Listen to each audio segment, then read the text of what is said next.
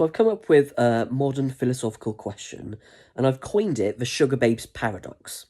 And it's essentially, if you gradually replace members in a band to the point where none of the original members are still in it, at what point does it stop being the band? It's a similar question to the ship of Theseus. Now, there's a lot of bands that replaced members over time, some more successful than others. But the Sugarbabes are a really interesting example of this. Now, the Sugarbabes were a female band from the late 1990s.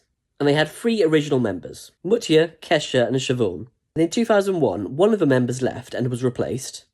In 2005, another member left and was replaced.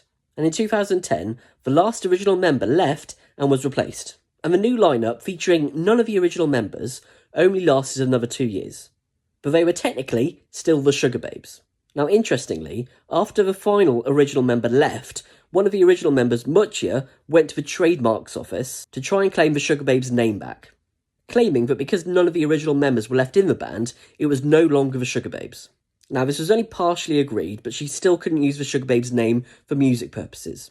Now, interestingly, in 2012, the 3 original members got back together, but they couldn't call themselves the Sugarbabes, so they called themselves MKS after their names. And they only fully gained the Sugarbabes name back in 2019. So for 7 years, there was technically a band called the Sugarbabes and another band featuring all of the original members of the Sugarbabes. Now, this leads to a couple of questions. Now, the first question is, if all it takes is one of the original members to be in the band to be called the Sugarbabes, if the 3 original members set up their own girl bands, could they each claim that their band could be called the Sugarbabes? And the second question is, how long do you have to be in a band to be considered a main member? Because Heidi and Amel, who joined the Sugarbabes, were in the band longer than the original member Siobhan. Now, this is obviously a bit of a subjective question because it depends on what band you're talking about and how important individual members are to it. Like, for example, S Club 7 can't be called S Club 7 without the original 7 members. And Mumford & Sons can't be called Mumford & Sons without Marcus Mumford being in it. But it's just an interesting question around bands changing members